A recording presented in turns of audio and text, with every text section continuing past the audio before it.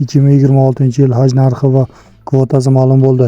2026-yilgi muborak haj safariga O'zbekiston ziyoratchilari uchun kvotalar soni 15 mingta etib belgilandi.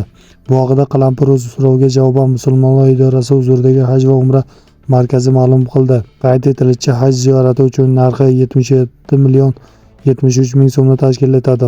Ma'lumot o'rnida 2026-yilgi haj mavsumi 2-may sanasidan boshlandi. O'zbekistonda 18-mayga qadar har kuni Saudiya Arabistoni aviaqatnovlari amalga oshiriladi.